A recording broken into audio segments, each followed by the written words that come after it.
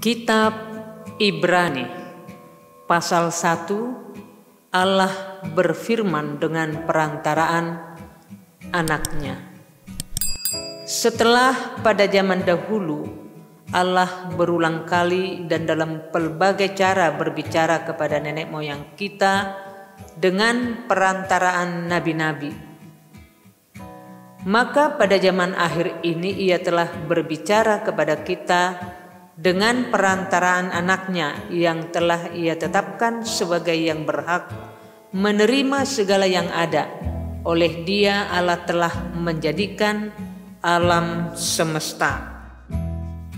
Ia adalah cahaya kemuliaan Allah dan gambar wujud Allah dan menopang segala yang ada dengan firman-Nya yang penuh kekuasaan. Dan setelah Ia selesai mengadakan penyucian dosa, Ia duduk di sebelah kanan yang maha besar di tempat yang tinggi, jauh lebih tinggi daripada malaikat-malaikat, sama seperti nama yang dikaruniakan kepadanya jauh lebih indah daripada nama mereka. Anak Allah lebih tinggi daripada malaikat-malaikat. Karena kepada siapakah di antara malaikat-malaikat itu pernah Ia katakan, "Anakku, engkau telah kuperanakkan pada hari ini, dan aku akan menjadi bapanya, dan ia akan menjadi anakku." Dan ketika Ia membawa pula anaknya yang sulung ke dunia, Ia berkata, "Semua malaikat Allah harus menyembah Dia." Dan tentang malaikat-malaikat Ia berkata, "Yang membuat malaikat-malaikatnya menjadi badai dan pelayan-pelayannya menjadi nyala api."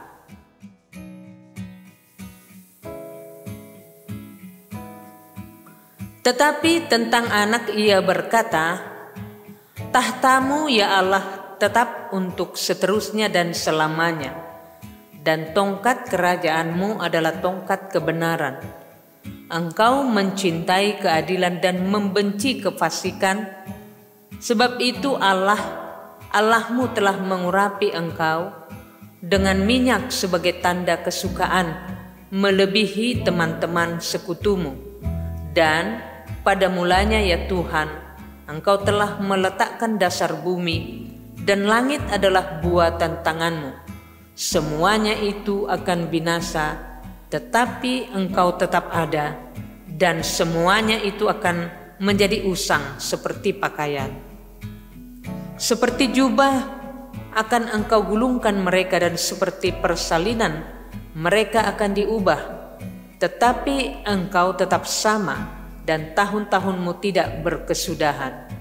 Dan kepada siapakah di antara malaikat itu pernah Ia berkata, 'Duduklah di sebelah kananku, sampai kubuat musuh-musuhmu menjadi tumpuan kakimu?'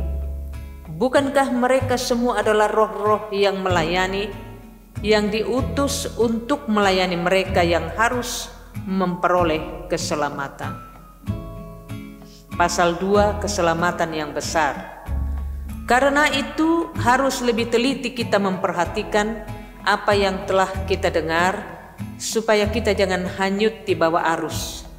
Sebab kalau firman yang dikatakan dengan perantaraan malaikat-malaikat tetap berlaku, dan setiap pelanggaran dan ketidaktaatan mendapat balasan yang setimpal, bagaimanakah kita akan luput jikalau kita menyia-nyiakan keselamatan yang sebesar itu, yang mula-mula diberitakan oleh Tuhan dan oleh mereka yang telah mendengarnya kepada kita dengan cara yang dapat dipercayai, sedangkan Allah meneguhkan kesaksian mereka oleh tanda-tanda dan mujizat-mujizat, dan oleh berbagai-bagai pernyataan kekuasaan dan karunia Roh Kudus yang dibagi-bagikannya menurut kehendaknya.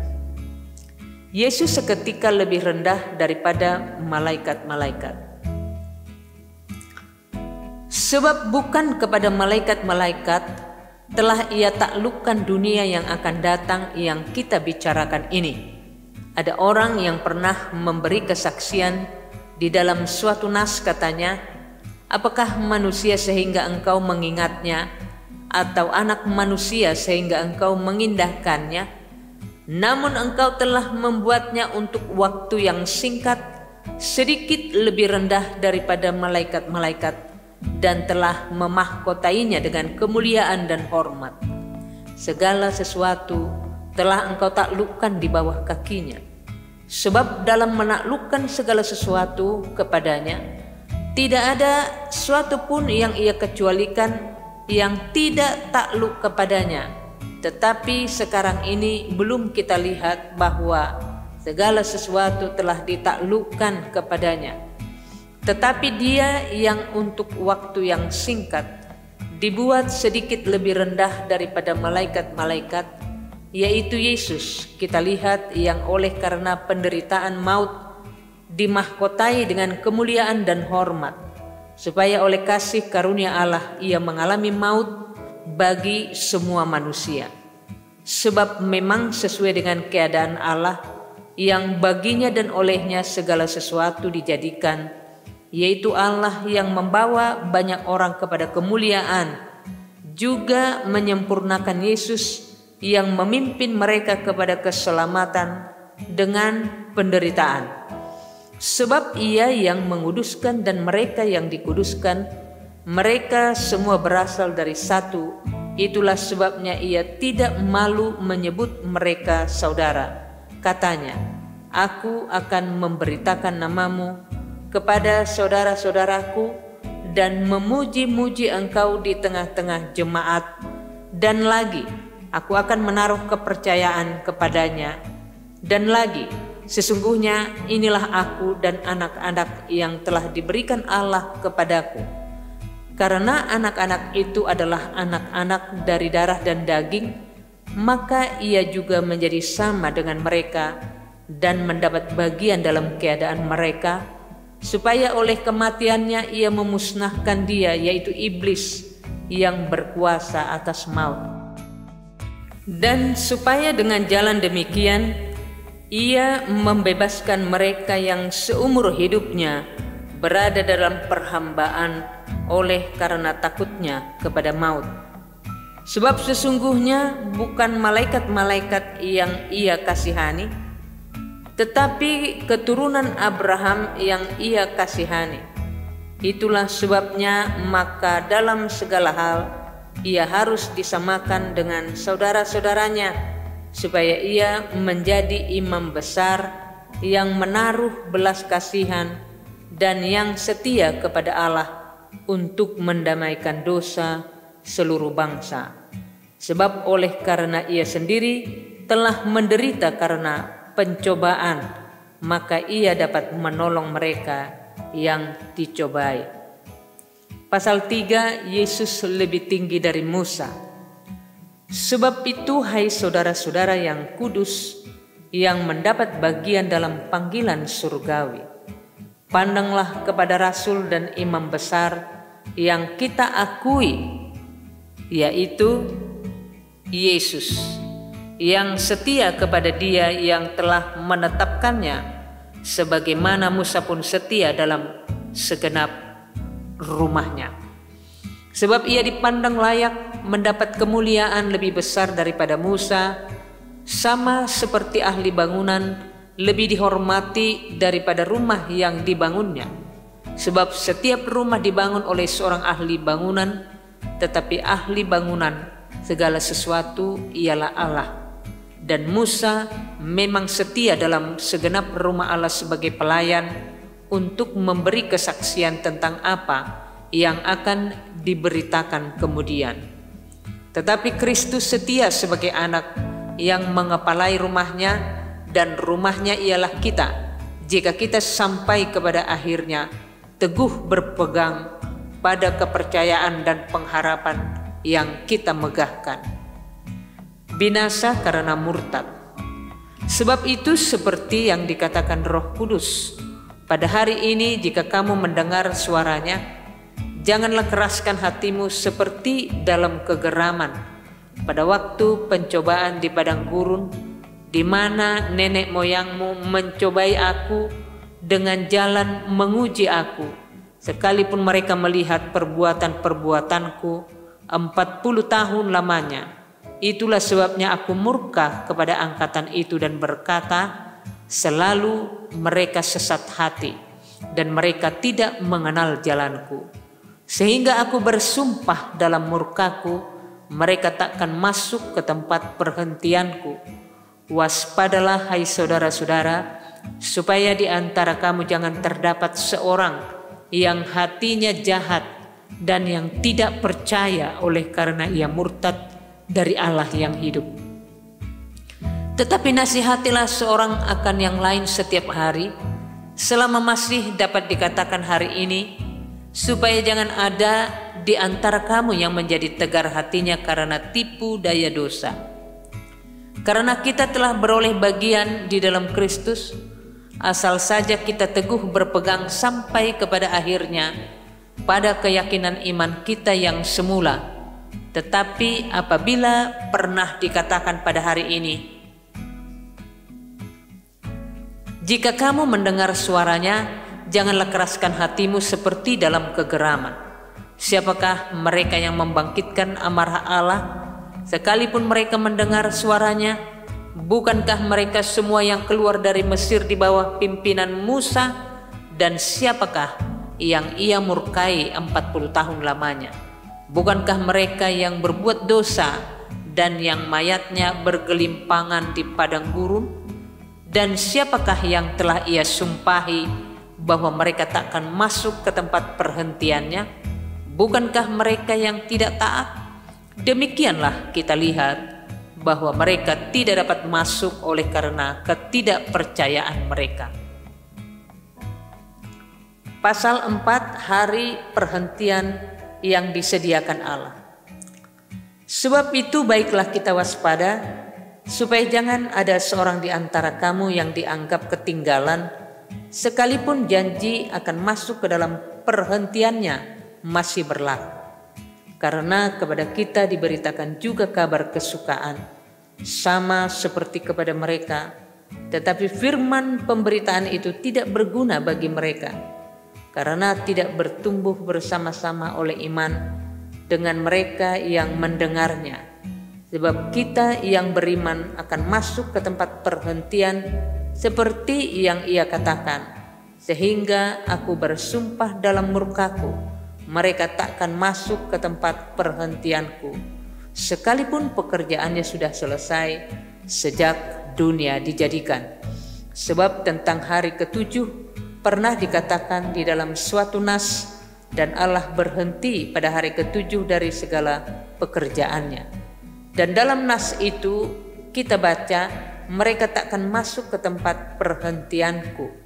Jadi sudah jelas bahwa ada sejumlah orang akan masuk ke tempat perhentian itu, sedangkan mereka yang kepadanya lebih dahulu diberitakan kabar kesukaan itu tidak masuk karena ketidaktaatan mereka. Sebab itu ia menetapkan pula suatu hari, yaitu hari ini, ketika ia setelah sekian lama berfirman dengan perantaraan Daud, seperti dikatakan di atas, pada hari ini jika kamu mendengar suaranya, janganlah keraskan hatimu, sebab andai kata Yosua telah membawa mereka masuk ke tempat perhentian, pasti Allah tidak akan berkata-kata kemudian tentang suatu hari lain. Jadi masih tersedia suatu hari perhentian, hari ketujuh bagi umat Allah. Sebab barang siapa telah masuk ke tempat perhentiannya, ia sendiri telah berhenti dari segala pekerjaannya, sama seperti Allah berhenti dari pekerjaannya. Karena itu baiklah kita berusaha untuk masuk ke dalam perhentian itu, supaya jangan seorang pun jatuh karena mengikuti contoh ketidaktaatan itu juga. Sebab firman Allah hidup dan kuat dan lebih tajam daripada pedang bermata dua manapun. Ia menusuk amat dalam sampai memisahkan jiwa dan roh, sendi-sendi dan sumsum. Ia sanggup membedakan pertimbangan dan pikiran hati kita. Dan tidak ada suatu makhluk pun yang tersembunyi di hadapannya, sebab segala sesuatu telanjang dan terbuka di depan mata Dia yang kepadanya kita harus memberi pertanggungan jawab. Yesus sebagai imam besar, karena kita sekarang mempunyai imam besar agung yang telah melintasi semua langit, yaitu Yesus anak Allah. Baiklah kita teguh berpegang pada pengakuan iman kita, sebab imam besar yang kita punya bukanlah imam besar yang tidak dapat turut merasakan kelemahan-kelemahan kita. Sebaliknya, sama dengan kita, Ia telah dicobai, hanya tidak berbuat dosa. Sebab itu marilah kita dengan penuh keberanian menghampiri tahta kasih karunia, supaya kita menerima rahmat dan menemukan kasih karunia untuk mendapatkan pertolongan kita pada waktunya.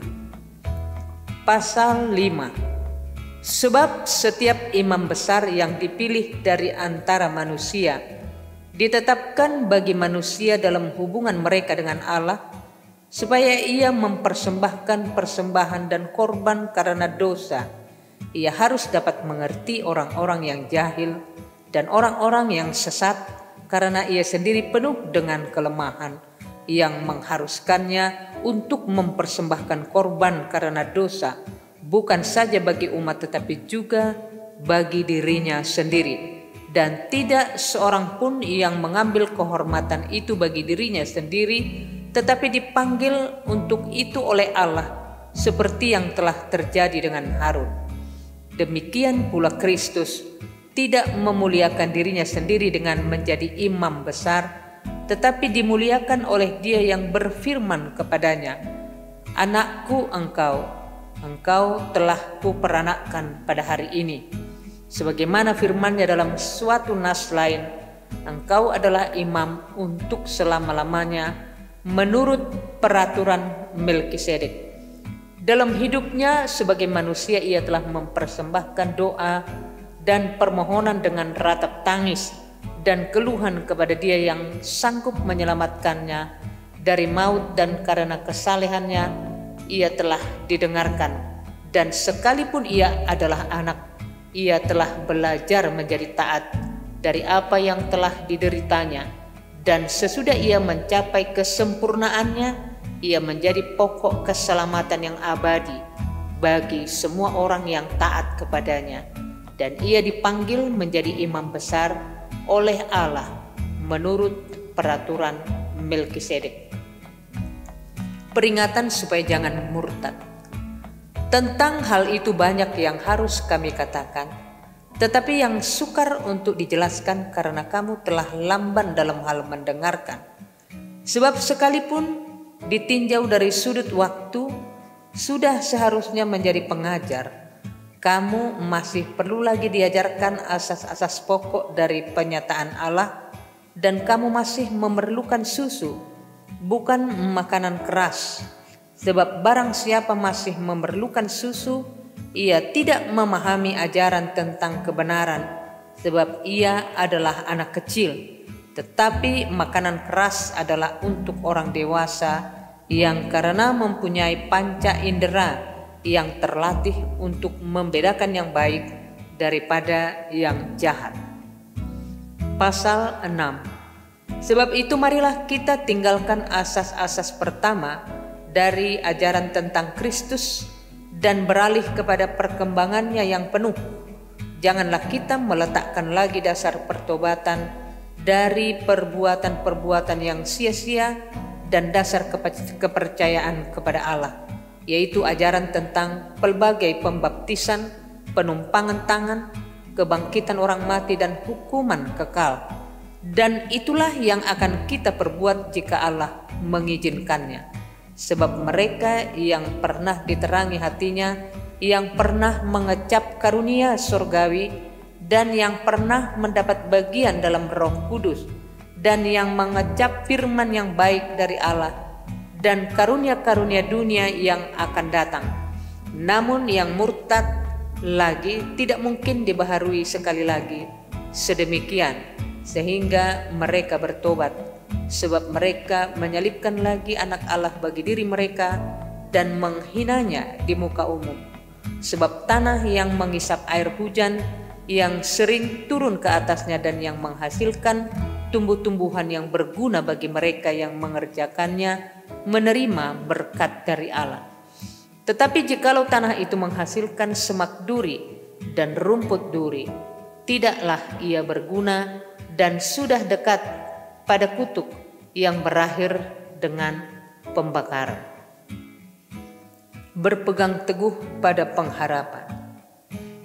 Tetapi hai saudara-saudaraku yang kekasih, sekalipun kami berkata demikian tentang kamu, kami yakin bahwa kamu memiliki sesuatu yang lebih baik yang mengandung keselamatan. Sebab Allah bukan tidak adil sehingga ia lupa akan pekerjaanmu dan kasihmu yang kamu tunjukkan kepada namanya oleh pelayanan kamu kepada orang-orang kudus yang masih kamu lakukan sampai sekarang. Tetapi kami ingin supaya kamu masing-masing menunjukkan kesungguhan yang sama untuk menjadikan pengharapanmu suatu milik yang pasti sampai pada akhirnya, agar kamu jangan menjadi lamban tetapi menjadi penurut-penurut mereka yang oleh iman dan kesabaran mendapat bagian dalam apa yang dijanjikan Allah. Sebab ketika Allah memberikan janjinya kepada Abraham, ia bersumpah demi dirinya sendiri karena tidak ada orang yang lebih tinggi daripadanya. Katanya, sesungguhnya aku akan memberkati engkau berlimpah-limpah dan akan membuat engkau sangat banyak. Abraham menanti dengan sabar dan dengan demikian ia memperoleh apa yang dijanjikan kepadanya. Sebab manusia bersumpah demi orang yang lebih tinggi dan sumpah itu menjadi suatu pengokohan baginya yang mengakhiri segala bantahan. Karena itu untuk lebih meyakinkan mereka yang berhak menerima janji itu akan kepastian putusannya, Allah telah mengikat dirinya dengan sumpah, supaya oleh dua kenyataan yang tidak berubah-ubah tentang mana Allah tidak mungkin berdusta, kita yang mencari perlindungan beroleh dorongan yang kuat untuk menjangkau pengharapan yang terletak di depan kita. Pengharapan itu adalah sauh yang kuat dan aman bagi jiwa kita yang telah dilebuhkan sampai ke belakang tabir, di mana Yesus telah masuk sebagai perintis bagi kita ketika ia menurut peraturan Melkisedek menjadi imam besar sampai selama-lamanya. Pasal 7, Kristus dan Melkisedek. Sebab Melkisedek adalah Raja Salem dan Imam Allah yang Maha Tinggi. Ia pergi menyongsong Abraham ketika Abraham kembali dari mengalahkan raja-raja dan memberkati dia.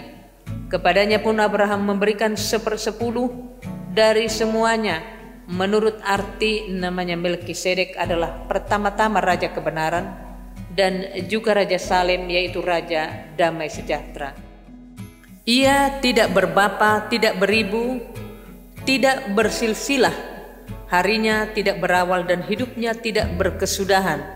Dan karena ia dijadikan sama dengan anak Allah, ia tetap menjadi imam sampai selama-lamanya.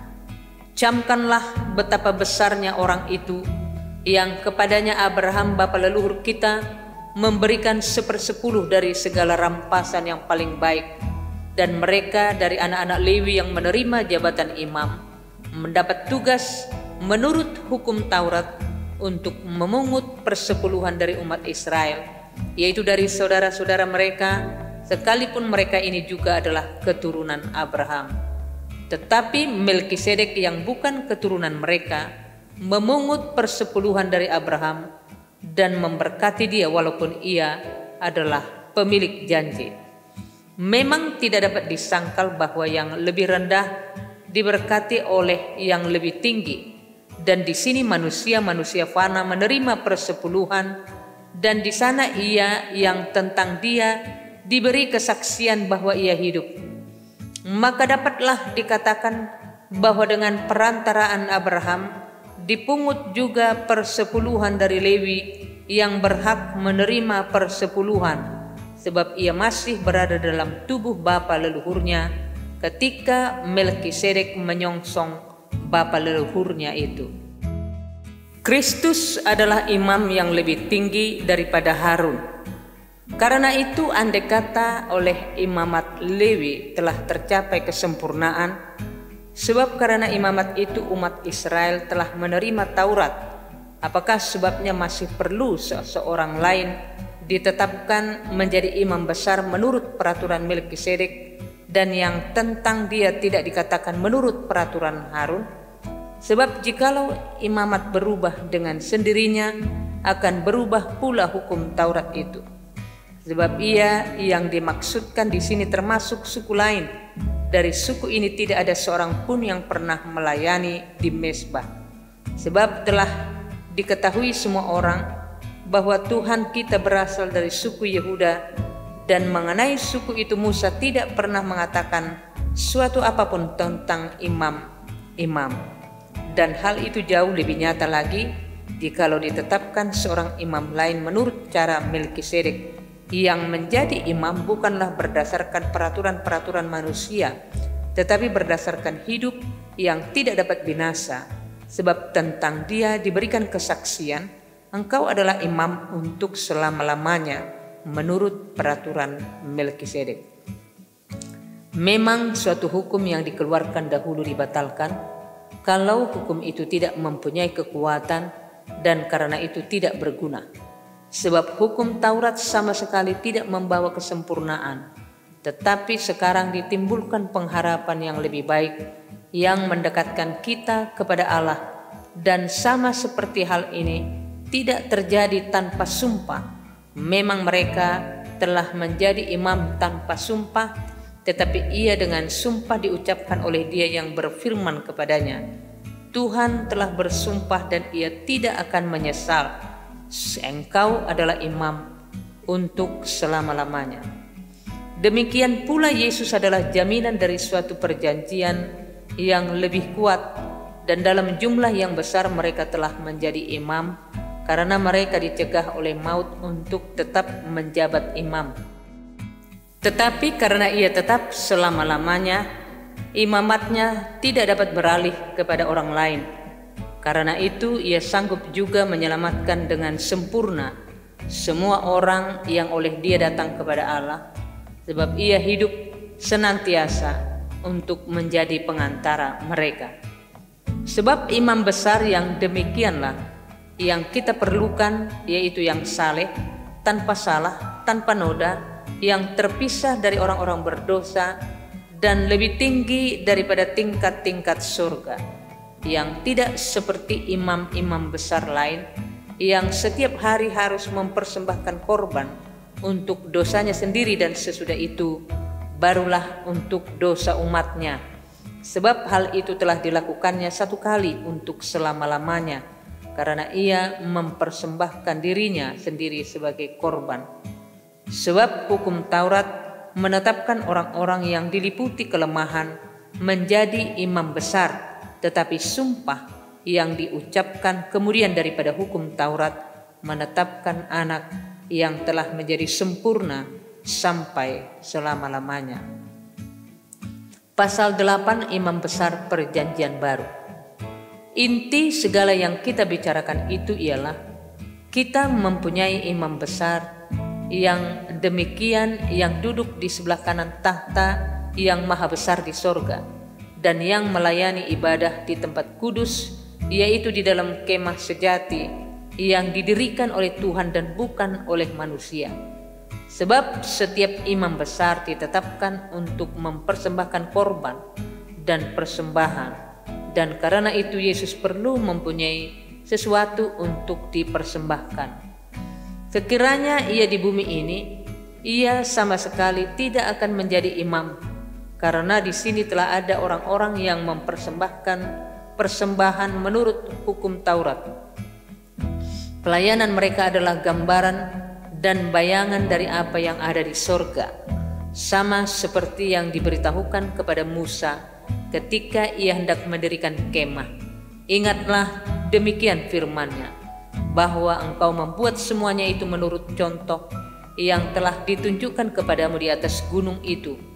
Tetapi sekarang ia telah mendapat suatu pelayanan yang jauh lebih agung, karena ia menjadi pengantara dari perjanjian yang lebih mulia, yang didasarkan atas janji yang lebih tinggi.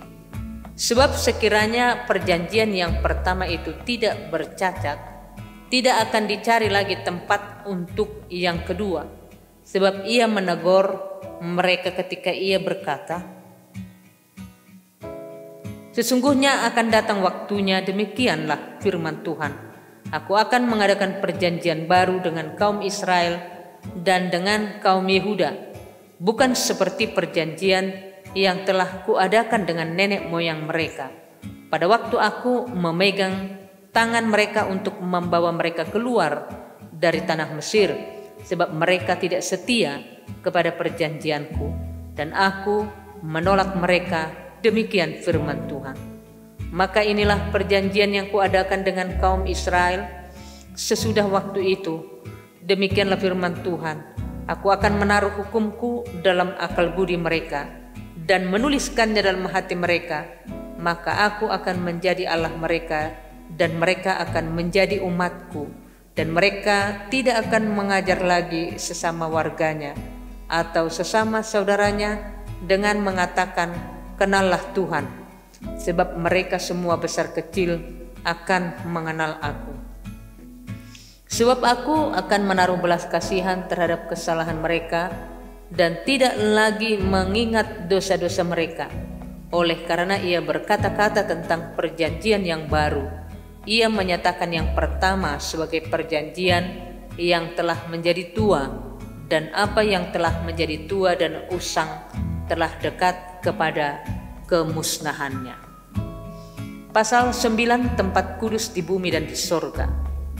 Memang perjanjian yang pertama juga mempunyai peraturan-peraturan untuk ibadah dan untuk tempat kudus buatan tangan manusia. Sebab ada dipersiapkan suatu kemah, yaitu bagian yang paling depan, dan di situ terdapat kaki dian dan meja dengan roti sajian. Bagian ini disebut tempat yang kudus.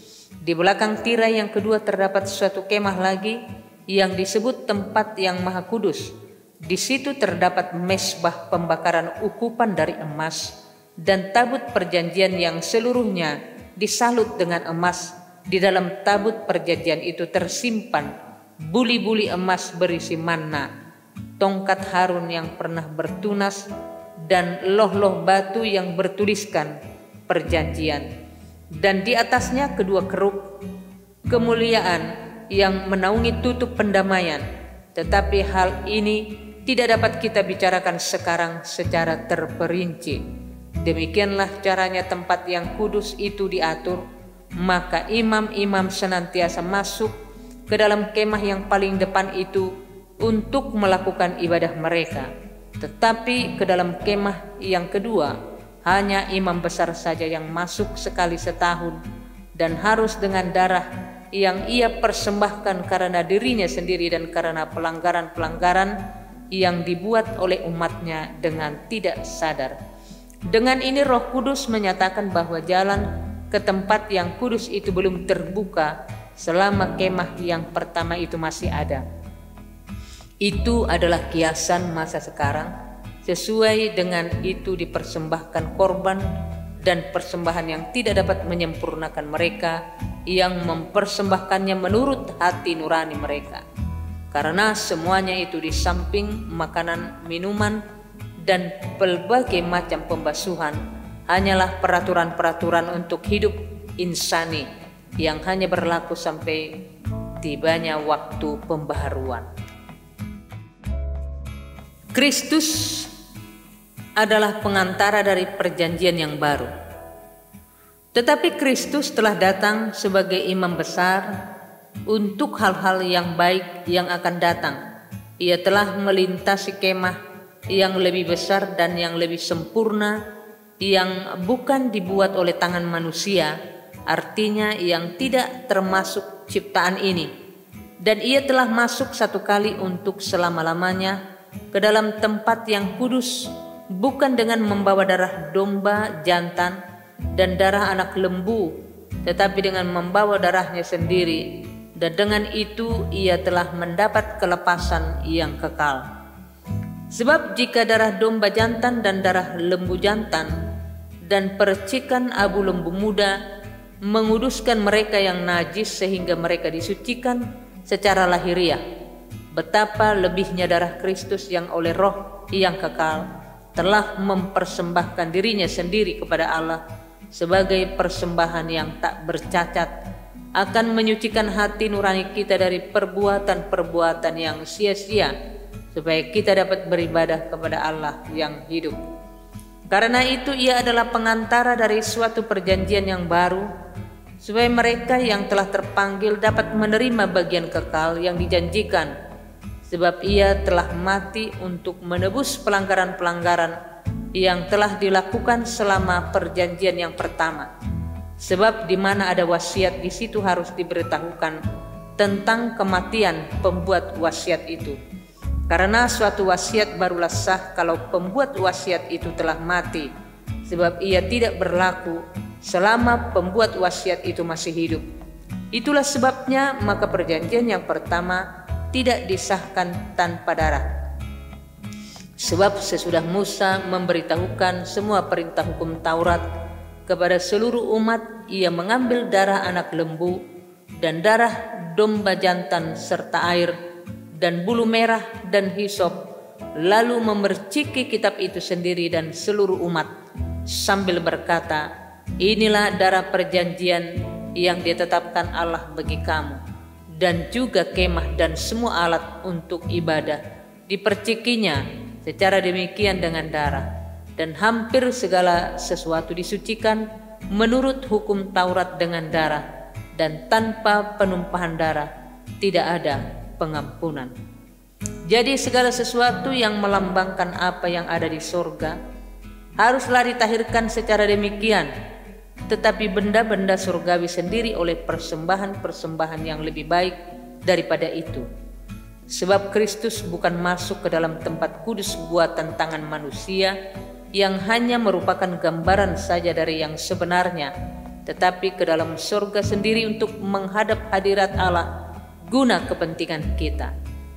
Dan ia bukan masuk untuk berulang-ulang mempersembahkan dirinya sendiri, sebagaimana imam besar setiap tahun masuk ke dalam tempat kudus dengan darah yang bukan darahnya sendiri.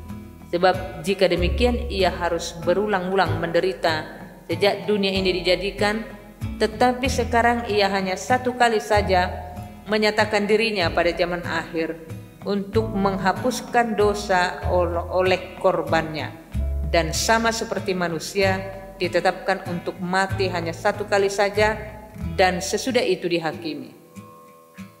Demikian pula Kristus hanya satu kali saja mengorbankan dirinya untuk menanggung dosa banyak orang. Sesudah itu ia akan menyatakan dirinya sekali lagi tanpa menanggung dosa untuk menganugerahkan keselamatan kepada mereka yang menantikan dia. Pasal 10, persembahan yang sempurna. Di dalam hukum Taurat hanya terdapat bayangan saja dari keselamatan yang akan datang, dan bukan hakikat dari keselamatan itu sendiri. Karena itu dengan korban yang sama, yang setiap tahun terus-menerus dipersembahkan, hukum Taurat tidak mungkin menyempurnakan mereka yang datang mengambil bagian di dalamnya. Sebab jika hal itu mungkin, pasti orang tidak mempersembahkan korban lagi. Sebab mereka yang melakukan ibadah itu tidak sadar lagi akan dosa setelah disucikan sekali untuk selama-lamanya. Tetapi justru oleh korban-korban itu, setiap tahun orang diperingatkan akan adanya dosa. Sebab tidak mungkin darah lembu jantan atau darah domba jantan menghapuskan dosa. Karena itu ketika ia masuk ke dunia, ia berkata, korban dan persembahan tidak engkau kehendaki, tetapi engkau telah menyediakan tubuh bagiku. Kepada korban bakaran dan korban penghapus dosa engkau tidak berkenan. Lalu aku berkata, sungguh aku datang, dalam gulungan kitab ada tertulis tentang aku, untuk melakukan kehendakmu ya Allahku. Di atas ia berkata, korban dan persembahan korban bakaran dan korban penghapus dosa tidak engkau kehendaki dan engkau tidak berkenan kepadanya, meskipun dipersembahkan menurut hukum Taurat. Dan kemudian katanya, sungguh aku datang untuk melakukan kehendakmu. Yang pertama ia hapuskan supaya menegakkan yang kedua. Dan karena kehendaknya inilah kita telah dikuduskan satu kali untuk selama-lamanya oleh persembahan tubuh Yesus Kristus. Selanjutnya setiap imam melakukan tiap-tiap hari pelayanannya dan berulang-ulang mempersembahkan korban yang sama sekali tidak dapat menghapuskan dosa. Tetapi ia setelah mempersembahkan hanya satu korban saja karena dosa, ia duduk untuk selama-lamanya di sebelah kanan Allah. Dan sekarang ia hanya menantikan saatnya di mana musuh-musuhnya akan dijadikan tumpuan kakinya. Sebab oleh satu korban saja ia telah menyempurnakan untuk selama-lamanya mereka yang ia kuduskan. Dan tentang hal itu Roh Kudus juga memberi kesaksian kepada kita. Sebab setelah ia berfirman, inilah perjanjian yang akan kuadakan dengan mereka sesudah waktu itu. Ia berfirman pula, aku akan menaruh hukumku di dalam hati mereka dan menuliskannya dalam akal budi mereka. Dan aku tidak lagi mengingat dosa-dosa dan kesalahan mereka. Jadi apabila untuk semuanya itu ada pengampunan, tidak perlu lagi dipersembahkan korban karena dosa. Ketekunan. Jadi saudara-saudara, oleh darah Yesus kita sekarang penuh keberanian dapat masuk ke dalam tempat kudus, karena ia telah membuka jalan yang baru dan yang hidup bagi kita melalui tabir, yaitu dirinya sendiri. Dan kita mempunyai seorang imam besar sebagai kepala rumah Allah. Karena itu marilah kita menghadap Allah dengan hati yang tulus, ikhlas, dan keyakinan iman yang teguh. Oleh karena hati kita telah dibersihkan dari hati nurani yang jahat, dan tubuh kita telah dibasuh dengan air yang murni. Marilah kita teguh berpegang pada pengakuan tentang pengharapan kita, sebab Ia yang menjanjikannya setia. Dan marilah kita saling memperhatikan supaya kita saling mendorong dalam kasih dan dalam pekerjaan baik. Janganlah kita menjauhkan diri dari pertemuan-pertemuan ibadah kita seperti dibiasakan oleh beberapa orang, tetapi marilah kita saling menasihati dan semakin giat melakukannya menjelang hari Tuhan yang mendekat. Sebab jika kita sengaja berbuat dosa sesudah memperoleh pengetahuan tentang kebenaran, maka tidak ada lagi korban untuk menghapus dosa itu, tetapi yang ada ialah kematian yang mengerikan akan penghakiman dan api yang dahsyat yang akan menghanguskan semua orang durhaka. Jika ada orang yang menolak hukum Musa, ia dihukum mati tanpa belas kasihan Allah atas keterangan 2 atau 3 orang saksi. Betapa lebih beratnya hukuman yang harus dijatuhkan atas dia yang menginjak-injak anak Allah, yang menganggap najis darah perjanjian yang menguduskannya, dan yang menghina roh kasih karunia. Sebab kita mengenal Dia yang berkata, pembalasan adalah hakku, akulah yang akan menuntut pembalasan. Dan lagi, Tuhan akan menghakimi umatnya. Ngeri benar kalau jatuh ke dalam tangan Allah yang hidup. Ingatlah akan masa yang lalu, sesudah kamu menerima terang. Kamu banyak menderita oleh karena kamu bertahan dalam perjuangan yang berat. Baik waktu kamu dijadikan tontonan oleh cercaan dan penderitaan, maupun waktu kamu mengambil bagian dalam penderitaan mereka yang diperlakukan demikian. Memang kamu telah turut mengambil bagian dalam penderitaan orang-orang hukuman, dan ketika harta kamu dirampas, kamu menerima hal itu dengan sukacita, sebab kamu tahu bahwa kamu memiliki harta yang lebih baik dan yang lebih menetap sifatnya. Sebab itu janganlah kamu melepaskan kepercayaanmu, karena besar upah yang menantinya. Sebab kamu memerlukan ketekunan, supaya sesudah kamu melakukan kehendak Allah, kamu memperoleh apa yang dijanjikan itu. Sebab sedikit, bahkan sangat sedikit waktu lagi, dan Ia yang akan datang sudah akan ada, tanpa menangguhkan kedatangannya. Tetapi orangku yang benar akan hidup oleh iman, dan apabila ia mengundurkan diri, maka aku tidak berkenan kepadanya. Tetapi kita bukanlah orang-orang yang mengundurkan diri dan binasa, tetapi orang-orang yang percaya dan yang beroleh hidup. Pasal 11, saksi-saksi iman. Iman adalah dasar dari segala sesuatu yang kita harapkan dan bukti dari segala sesuatu yang tidak kita lihat. Sebab oleh imanlah telah diberikan kesaksian kepada nenek moyang kita. Karena iman kita mengerti bahwa alam semesta telah dijadikan oleh firman Allah, sehingga apa yang kita lihat telah terjadi dari apa yang tidak dapat kita lihat. Karena iman, Habel telah mempersembahkan kepada Allah korban yang lebih baik daripada korban Kain. Dengan jalan itu ia memperoleh kesaksian kepadanya bahwa ia benar, karena Allah berkenan akan persembahannya itu, dan karena iman ia masih berbicara sesudah ia mati. Karena iman Henok terangkat supaya ia tidak mengalami kematian, dan ia tidak ditemukan karena Allah telah mengangkatnya. Sebab sebelum ia terangkat, ia memperoleh kesaksian bahwa ia berkenan kepada Allah. Tetapi tanpa iman tidak mungkin orang berkenan kepada Allah. Sebab barang siapa berpaling kepada Allah, ia harus percaya bahwa Allah ada, dan bahwa Allah memberi upah kepada orang yang sungguh-sungguh mencari Dia. Karena iman maka Nuh dengan petunjuk Allah tentang sesuatu yang belum kelihatan, dengan taat mempersiapkan bahtera untuk menyelamatkan keluarganya, dan karena iman itu ia menghukum dunia, dan ia ditentukan untuk menerima kebenaran sesuai dengan imannya. Karena iman Abraham taat ketika ia dipanggil untuk berangkat ke negeri yang akan diterimanya menjadi milik pusakanya, lalu ia berangkat dengan tidak mengetahui tempat yang ia tuju.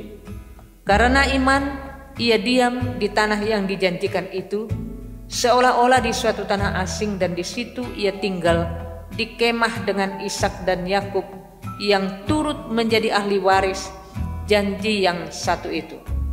Sebab ia menanti-nantikan kota yang mempunyai dasar, yang direncanakan dan dibangun oleh Allah. Karena iman ia juga dan Sarah beroleh kekuatan untuk menurunkan anak cucu walaupun usianya sudah lewat, karena ia menganggap Dia yang memberikan janji itu setia. Itulah sebabnya maka dari satu orang, malahan orang yang telah mati pucuk, terpancar keturunan besar seperti bintang di langit dan seperti pasir di tepi laut yang tidak terhitung banyaknya. Dalam iman mereka semua ini telah mati sebagai orang-orang yang tidak memperoleh apa yang dijanjikan itu, tetapi yang hanya dari jauh melihatnya dan melambai-lambai kepadanya, dan yang mengakui bahwa mereka adalah orang asing dan pendatang di bumi ini. Sebab mereka yang berkata demikian menyatakan bahwa mereka dengan rindu mencari suatu tanah air, dan kalau sekiranya dalam hal itu mereka ingat akan tanah asal yang telah mereka tinggalkan, maka mereka cukup mempunyai kesempatan untuk pulang ke situ. Tetapi sekarang mereka merindukan tanah air yang lebih baik, yaitu satu tanah air surgawi. Sebab itu Allah tidak malu disebut Allah mereka, karena Ia telah mempersiapkan sebuah kota bagi mereka. Karena iman maka Abraham tak kala ia dicobai mempersembahkan Ishak. Ia yang telah menerima janji itu rela mempersembahkan anaknya yang tunggal, walaupun kepadanya telah dikatakan, keturunan yang berasal dari Ishaklah yang akan disebut keturunanmu.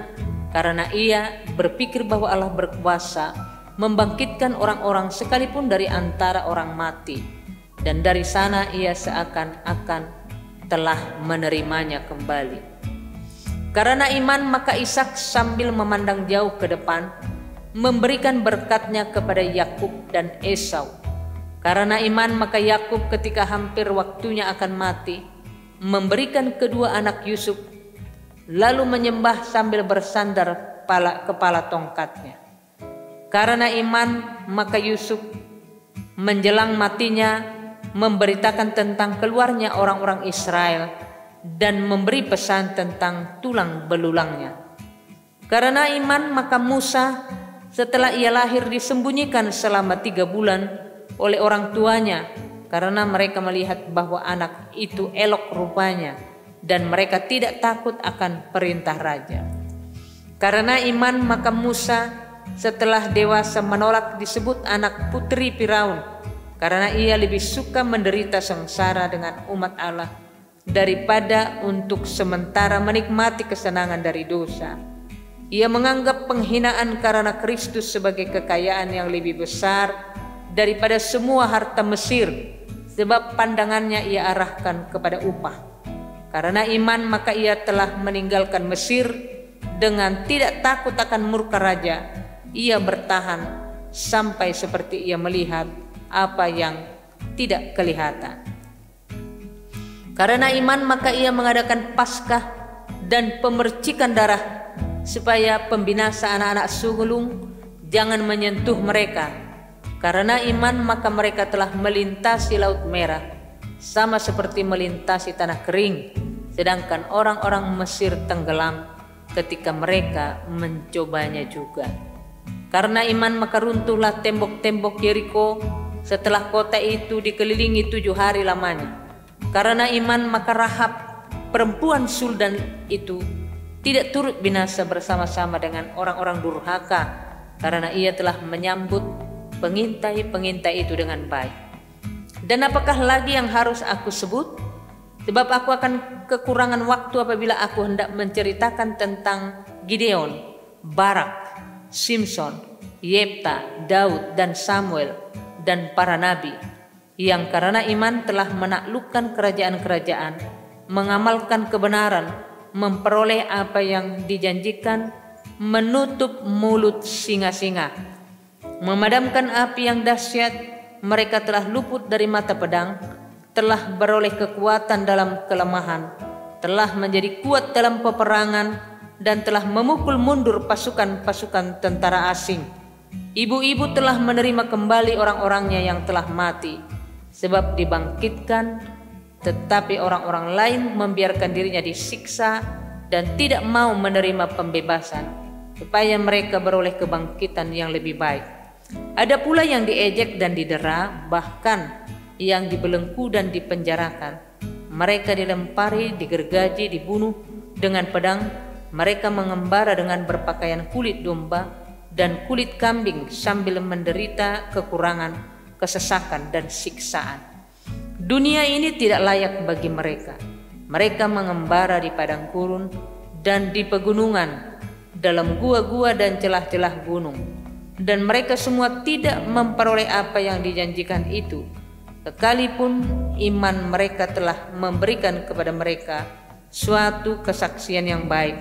Sebab Allah telah menyediakan sesuatu yang lebih baik bagi kita, tanpa kita mereka tidak dapat sampai kepada kesempurnaan.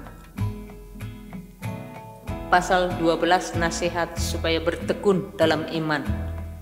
Karena kita mempunyai banyak saksi, bagaikan awan yang mengelilingi kita, marilah kita menanggalkan semua beban dan dosa yang begitu merintangi kita, dan berlomba dengan tekun dalam perlombaan yang diwajibkan bagi kita.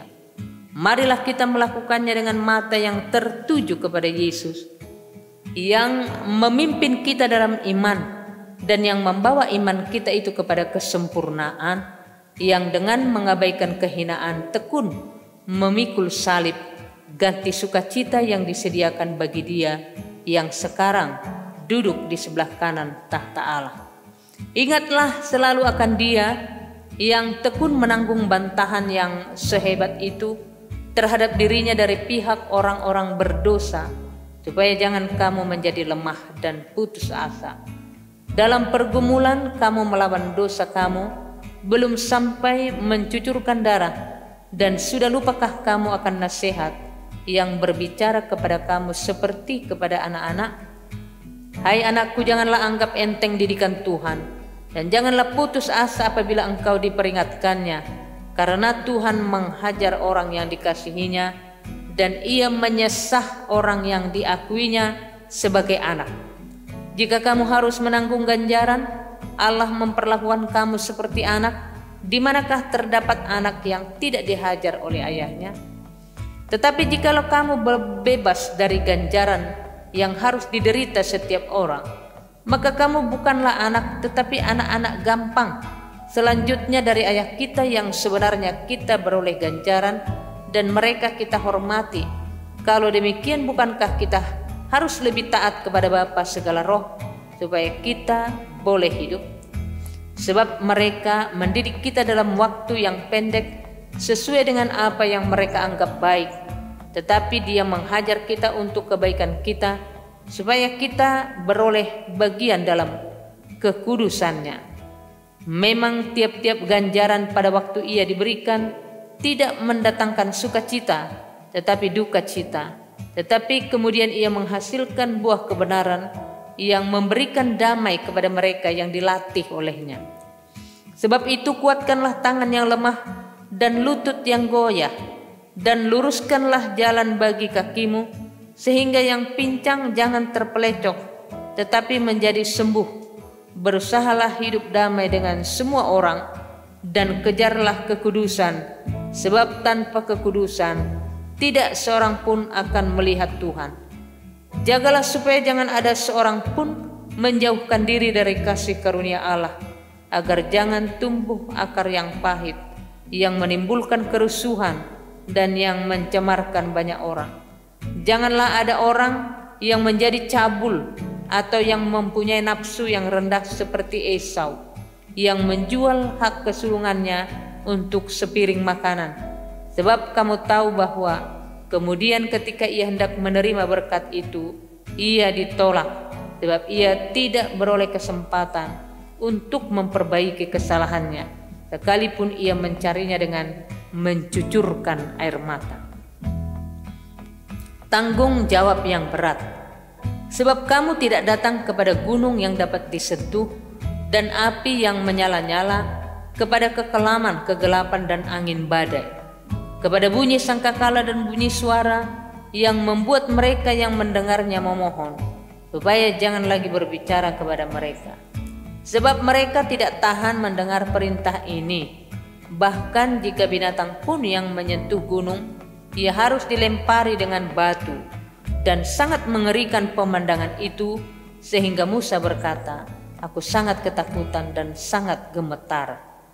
Tetapi kamu sudah datang ke Bukit Sion, ke kota Allah yang hidup, Yerusalem surgawi, dan kepada beribu-ribu malaikat suatu kumpulan yang meriah, dan kepada jemaat anak-anak sulung yang namanya terdaftar di sorga, dan kepada Allah yang menghakimi semua orang, dan kepada roh-roh orang-orang benar yang telah menjadi sempurna, dan kepada Yesus pengantara perjanjian baru, dan kepada darah pemercikan yang berbicara lebih kuat daripada darah Habel. Jagalah supaya kamu jangan menolak Dia yang berfirman, sebab jikalau mereka yang menolak Dia yang menyampaikan firman Allah di bumi tidak luput, apalagi kita, jika kita berpaling dari Dia yang berbicara dari surga. Waktu itu suaranya menggoncangkan bumi, tetapi sekarang Ia memberikan janji, satu kali lagi aku akan menggoncangkan bukan hanya bumi saja, melainkan langit juga. Ungkapan satu kali lagi menunjuk kepada perubahan pada apa yang pernah digoncangkan, karena Ia dijadikan supaya tinggal tetap apa yang tidak tergoncangkan. Jadi karena kita menerima kerajaan yang tidak tergoncangkan, marilah kita mengucap syukur dan beribadah kepada Allah menurut cara yang berkenan kepadanya dengan hormat dan takut, sebab Allah kita adalah api yang menghanguskan. pasal 13 nasihat dan doa selamat. Peliharalah kasih persaudaraan. Jangan kamu lupa memberi tumpangan kepada orang, sebab dengan berbuat demikian beberapa orang dengan tidak diketahuinya telah menjamu malaikat-malaikat. Ingatlah akan orang-orang hukuman, karena kamu sendiri juga adalah orang-orang hukuman, dan ingatlah akan orang-orang yang diperlakukan sewenang-wenang, karena kamu sendiri juga masih hidup di dunia ini. Hendaklah kamu semua penuh hormat terhadap perkawinan, dan janganlah kamu mencemarkan tempat tidur, sebab orang-orang sundal dan pejinah akan dihakimi Allah. Janganlah kamu menjadi hamba uang, dan cukupkanlah dirimu dengan apa yang ada padamu, karena Allah telah berfirman, Aku sekali-kali tidak akan membiarkan engkau, dan Aku sekali-kali tidak akan meninggalkan engkau. Sebab itu dengan yakin kita dapat berkata, Tuhan adalah penolongku, aku tidak akan takut. Apakah yang dapat dilakukan manusia terhadap aku? Ingatlah akan pemimpin-pemimpin kamu yang telah menyampaikan firman Allah kepadamu. Perhatikanlah akhir hidup mereka dan contohlah iman mereka. Yesus Kristus tetap sama, baik kemarin maupun hari ini dan sampai selama-lamanya. Janganlah kamu disesatkan oleh berbagai-bagai ajaran asing, sebab yang baik ialah bahwa hati kamu diperkuat dengan kasih karunia dan bukan dengan pelbagai makanan yang tidak memberi faedah kepada mereka yang menuruti aturan-aturan makanan macam itu. Kita mempunyai suatu mezbah, dan orang-orang yang melayani kemah tidak boleh makan dari apa yang di dalamnya, karena tubuh binatang-binatang yang darahnya dibawa masuk ke tempat kudus oleh imam besar sebagai korban penghapus dosa dibakar di luar perkemahan.